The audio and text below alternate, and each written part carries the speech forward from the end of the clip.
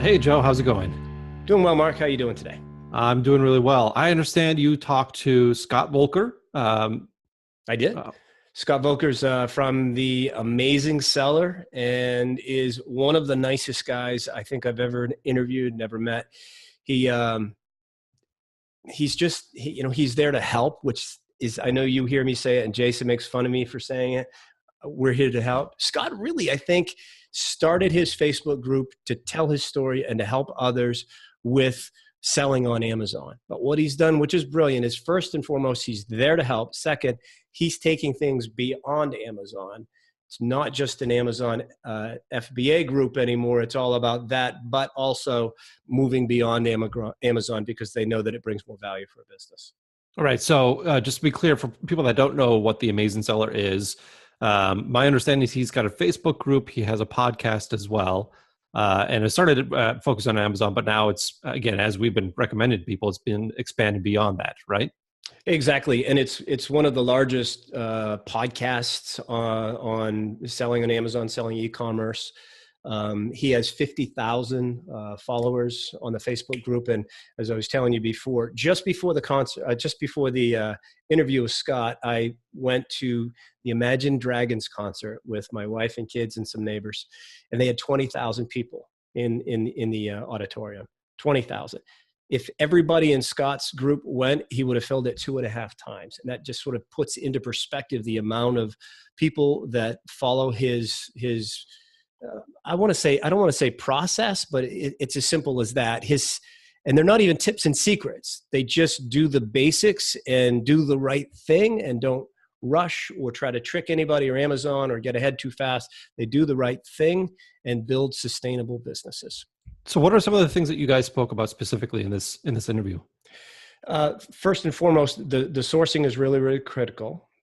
Getting that right. And then the launch process that they talk about and how to pick the right product and how to find not too many competitors with it, but then the launch process and getting it up and running. And then we talked a little bit about I said, what kind of tips and advice are you giving folks? And his response was the absolute basic information in order to stay at the top of the rankings, doing the right thing so it's sustainable and lasts a long time. And that when somebody wants to take it beyond Amazon, they can. And when they want to sell the business, the buyer is going to be satisfied with it. There's no gimmicks or tricks. It's just the doing the right thing and doing the basics. That's awesome. The bread and butter of building a good e-commerce business. That's good. It's doing the right thing and taking your time with it and being sustainable, not a shooting star and falling off the side of a cliff afterwards. All right. Well, a lot of people are following what he has to say. Let's go ahead and listen to what he has to say to you. Let's do it.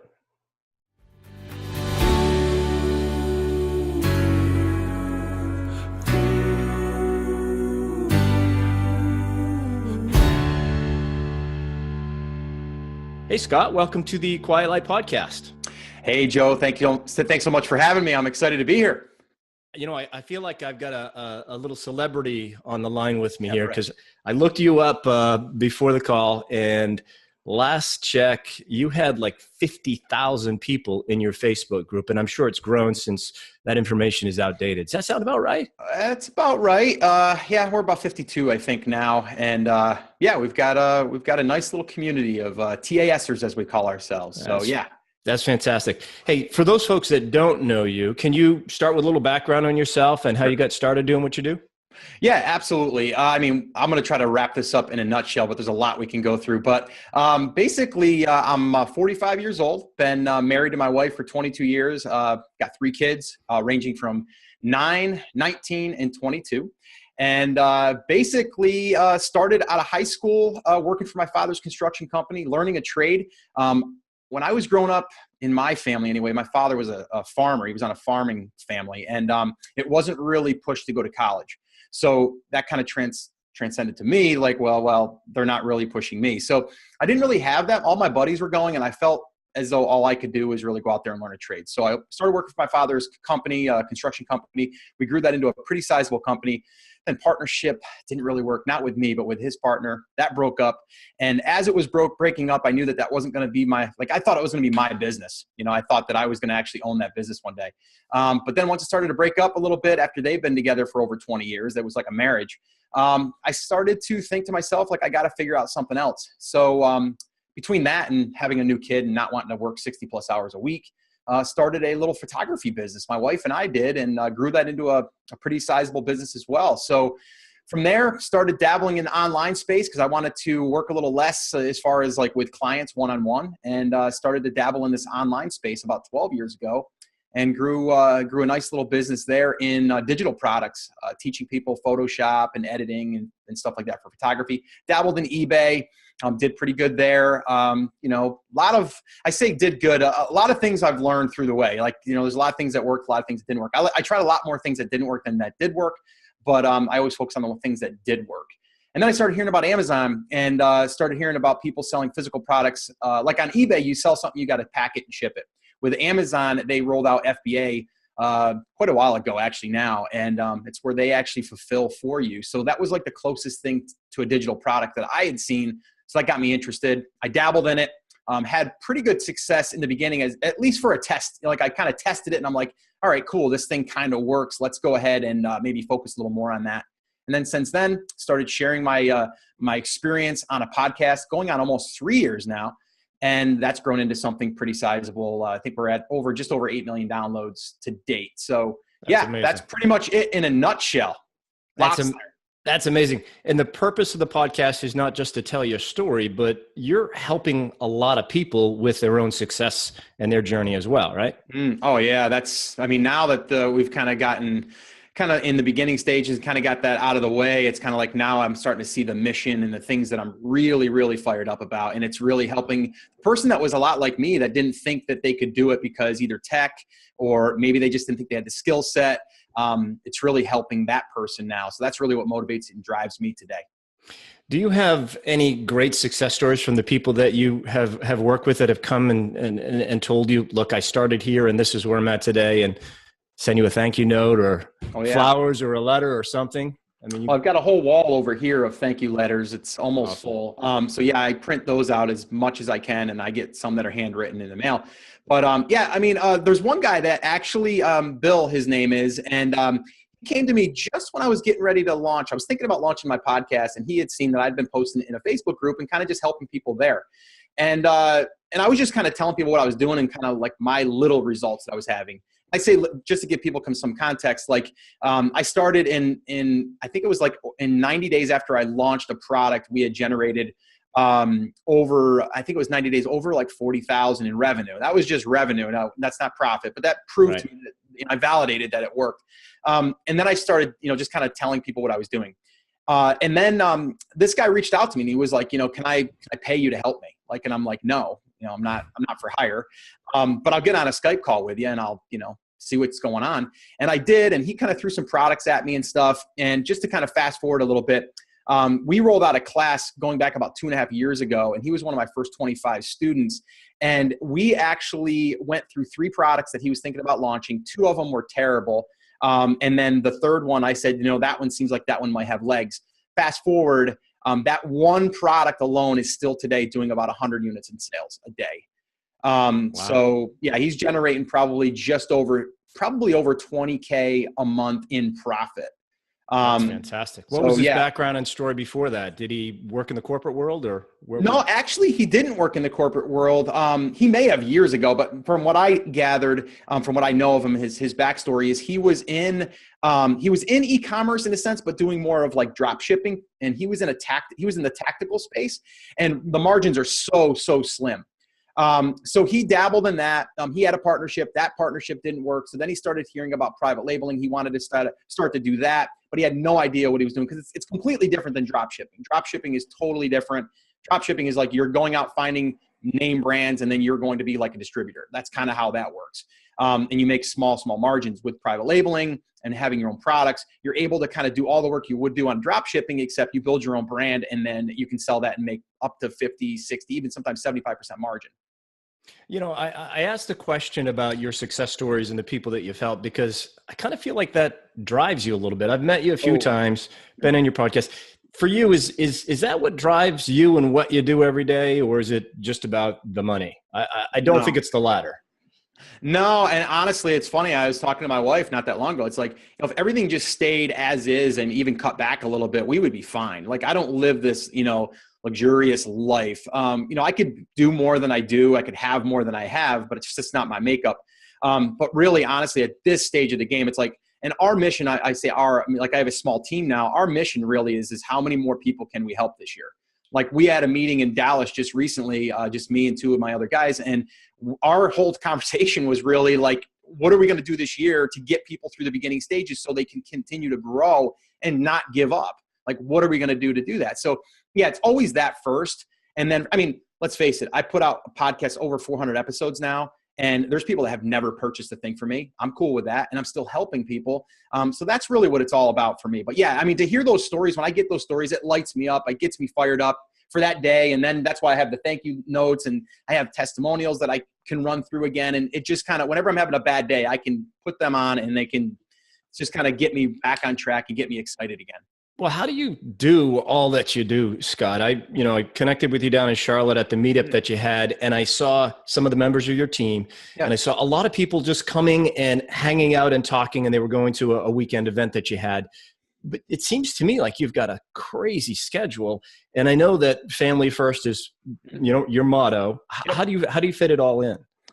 Well, that is a tough one. And I think with being an entrepreneur, I think it's always you're trying to figure out how do I do everything, or should I do everything? And I think it's the hard part is saying no. Because as you know, Joe, there's a lot of different opportunities that come at you. And there's two, three things I can do different every single day if I want to. But it comes down to scheduling. Now that I have a team, that helps a lot. And for the longest time, I got to be honest, even go back in the construction days, it was hard for me to hire people because I wanted to do the job myself, because I knew that I would do it the way that I wanted it done. So I think scheduling things out for me personally, like daily blocks, like I do like daily theme blocks. So like today is technically like a recording day. So we'll record 2, 3, I'll get on an interview with you, someone else, maybe I'll do one of my own interviews. Like that's scheduled. Mondays are generally like prepping days, but then there's also meetings in there that I have blocked out for Amazon talk and like brands that I'm working with and stuff like that. So it's really, to me, it's about being really rigid in a sense to the schedule, and nothing is going to get in the way of that. Funny story, Joe, you and I had lined up a call before, and I didn't have the right date down for whatever reason. So, hey, I made the mistake. I'll be the first to admit it. And today my daughter's visiting, and I'm like, I looked at my schedule. I go, oh my gosh, that's right. I've got that with Joe. I can't cancel with him. So immediately after we get out of here, we're heading out to lunch. We're going to go a couple of different spots we wanted to go to. But I made a little adjustment in my schedule for Joe because I didn't want to screw your schedule up again, and I wanted to kind of get on your show. But it's really about being committed to your schedule and just living by that. And that could be people saying like, well, Scott, how I work a 9 to 5. I work a corporate job. How do I find time to build a business? Well, number one, if you want it bad enough, you'll find time. And I think we can all get up an hour early, stay up an hour later, do something on our lunch break, whatever. I think it comes down to like creating those little mini sprints and then going after them. But then also when you have a schedule, stick to the schedule. Try not to sway off the schedule too much. Yeah, I agree 100%. On my whiteboard up on my wall, it says, say no more often with a big exclamation point. I love that. But it's really hard to do when your primary goal is to help people because, that's really your goal and it drives your business. At Quiet Light, we do the same thing. Yep. The more people we help, the more we're helping them and ourselves grow in business as well. Sure. You talk about building a business, but it's primarily Amazon. Are you starting to really push to talk about taking things off of Amazon and building a social media, profile so that you can launch new products and beyond? Or is it strictly just Amazon? No, it's funny because again, I have this conversation a lot. Like, for me, Amazon is the platform and the channel that is cool right now. Like that's the one. You and I talked before, and I think, you've had experience in the past with, like e-commerce sites or just affiliate sites, whatever, right? You've been down that road. There's e-commerce. E-commerce, yeah. So there's always tons of different channels. Right now, for people that are just starting. Like if someone came to me like 5 years ago and asked me, it probably wouldn't be saying, go launch a product on Amazon. It would be something else. But right now, it's like that's the channel that you can get started selling your own products like that. Like literally all you need to do is get all the stuff ready and get it launched, and then launch it, and then you have everything else taken care of, because Amazon takes care of all of the stuff that it would normally take to launch an e-commerce site. So they have the traffic, they have the merchant account, they have processing, they've got refund support, they've got all that stuff. Fulfilling the product. You don't have to pack and ship. Like right now, if I have 60 units go out the door, I don't touch them. They're just packed and shipped, and I look at my stats like, oh, I had 60 orders yesterday. Cool. So right now, yes, but with that all being said, I know that it's risky to just bank on one channel. So I'm a big fan, especially because my background is building, like my digital business, or, digital products business in the photography space. We built that business from our photography business because that was what we knew. And then we just we just brought that stuff online.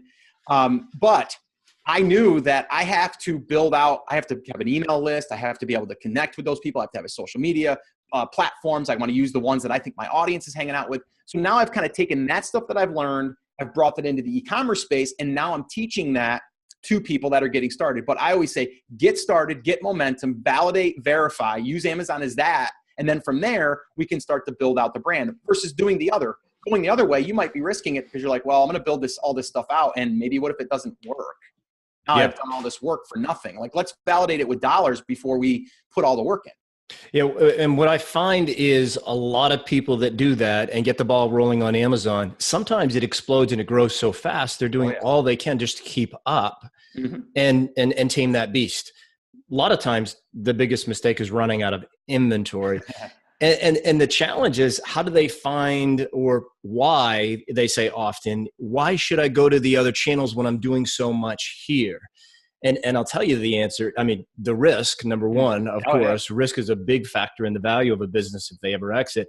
But, if you have two businesses that are doing, $1 million a year in annual revenues and $250,000 in profit, but one is selling on Amazon only and the other selling on Amazon through email, their own URL, daily deal sites, whatever, that one on the left is worth about 15 to 20% more. So I think it's great that you're pushing people to do the other things as well. Does that make sense? It makes total sense, and I'm totally on board with that. And I mean, like we have a whole training on basically building your own email list in a market that your products will be sold, so you can launch it. We're going to feed Amazon, but then we can direct that traffic over to any platform we want when we want. Facebook Lives, like all of that stuff is there, and we're doing that in we have a new brand that we started about 6 months ago. We just hit about 150,000 in revenue, so it's pretty awesome, pretty exciting. We ran out of inventory 3 times, so that's a good thing and a bad thing, but it's a good thing because we found some products that are doing really well, and we've got fourth quarter coming. But yes, we have an email list of about 16,000 in that brand that we've built. We've got a social media following. We've got I think it's over now about 11,000 on Facebook, and I think we've got about 2,500 in a group. So we're doing everything to do that. So if we come to you and say, hey, listen, Joe, we've got a business, it's selling over here, but we also have these other assets, and we have other sales. We're building a little mini funnel over here that we're driving traffic through Facebook ads, whatever. You're going to look at us, and I think just common sense says you're going to look at that as a more valuable business than just saying like, I'm only selling on Amazon. Because if Amazon decides to take your legs out because you made one small thing wrong, or you did one thing wrong and you violated the terms of service, you're out of business. Like, what if it's only for two weeks? What if you're selling 100 units a day? It's a lot of money lost. It's a lot of money lost, and it's absolutely a risk for sure. Hey, you just said we're doing this, we do that. A lot of people use we when it's just them in a one-man show, but is we you and the team that you put together that are launching products together now? Yeah, actually what we've done, I've still got a couple of small brands that I just kind of dabbled in when I got started, and then I've it's funny when you start to get a little bit of recognition and people start following you, they start digging in. And with Amazon, if someone finds out what you're selling, it's kind of like then they're going to try to kind of take over your products, or you kind of. That's exactly what they do. I know. So basically, after I kind of got exposed through the podcast and stuff, I had people email me and saying, Scott, I know what you sell and stuff. So I just kind of abandoned that stuff, but it's still generating like probably close to 8 to 10 grand in revenue a month. So That's it's great. still like, yeah, it's, and profit wise, it's a nice little, couple grand, 2-3 grand. But anyway, so what I've done is I've partnered up with, in the one that I'm most excited about, which I think is going to probably be a 7-figure brand in the next 12 to 18 months. I really do. Because right now, I mean, like we just got started 6 months ago, and we've got really a lot of momentum. We've got a great face to it. That was the other thing is, and it was funny how this all kind of worked out. We talk about opportunities. The person that I partnered with, I just kind of met through my move. So I was moving and I met this person, found out that they had a little bit of experience blogging over the past 8 years. And so we just sat down and had a conversation, and then we just decided to go in and partner. And for me, it's great because they're doing a lot of the front end work. I can kind of train them and teach them what I want them to do. And then they're going to do it. If they have any questions, they can ask me. But then on the back end, it's me. It's primarily me, and 2 guys on my team that are basically really driving that stuff. There's actually a third in there as well. But really the day-to-day operations is my partner. And then what we do on the back end is more of the, funnel building or list building or that type of stuff, more of the techie stuff. Gotcha. The face of it, we have a face of the brand, which is awesome. And they are just well received in the market and all that stuff. So that's when I say we, it's us. And just to let people know, people a lot of times want to ask, you may want to ask me too, like, what's the partner split? Like, how do you do that? How do you work that deal out? For us, what we've done is I've split 50-50 with the person. And so basically I'm 50% owner. And then what I can do is I can decide what I want to pay out to my team. So I'm just going to we're sharing the profits. And then from there, we will go ahead and do a split. My partner will get full 50% and they can run with it. So for them, it's a great deal because, money wise, I mean, we're helping out with financing and stuff like that. Gotcha. How do you learn the new techniques and stay ahead of the Amazon game so that you are sharing that information with your followers on Facebook? Well, honestly, here's the deal. There is no magic bullet. There is no tricks. If you want to black hat it, then go for it. It's going to be short term. Plus you're going to taint your account. And then when I go to you, you're going to be like, I'm sorry, there's been some negative stuff here, and here. Yeah. We're not going to touch it. The buyer doesn't want it.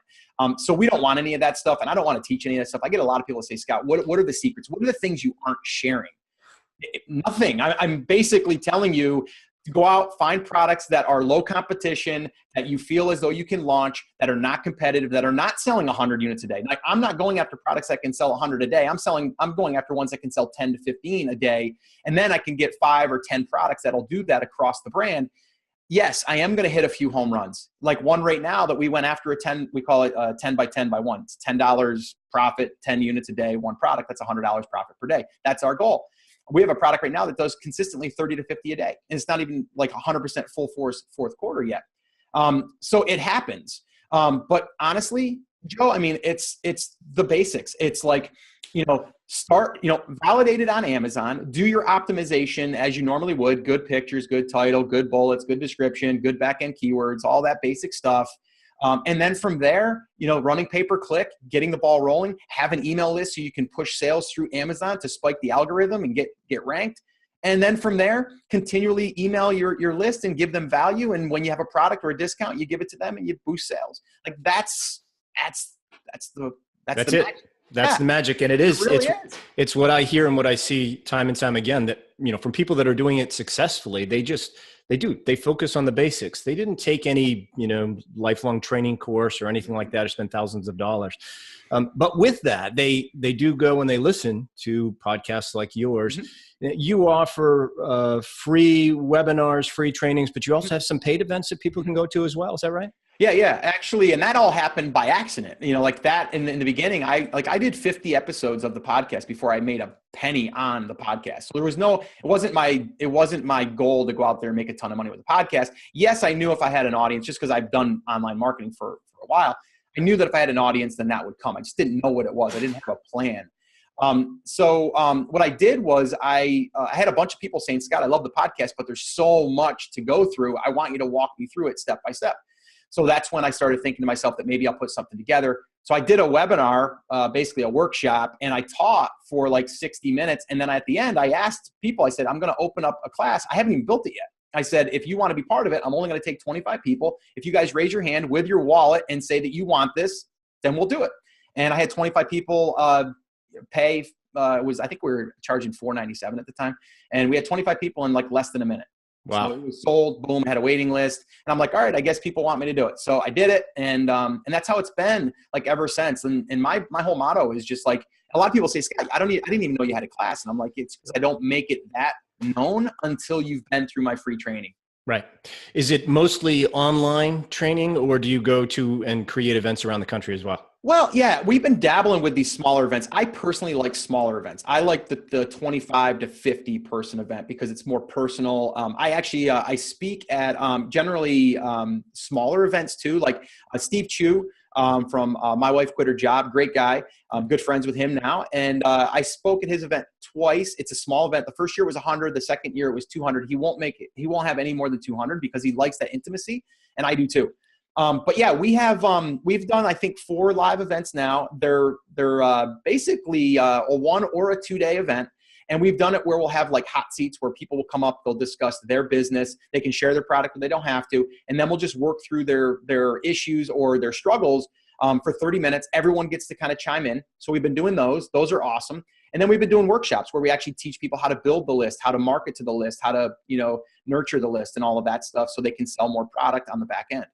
And how do people learn about that? How do they learn about you in the workshops and the live events and all that stuff? Yeah, the basic thing is for me is I don't like to push anything on anybody, but my free training is the podcast, theamazingseller.com. If you listen to the podcast, you'll hear me mention our workshop, which is theamazingseller.com/workshop.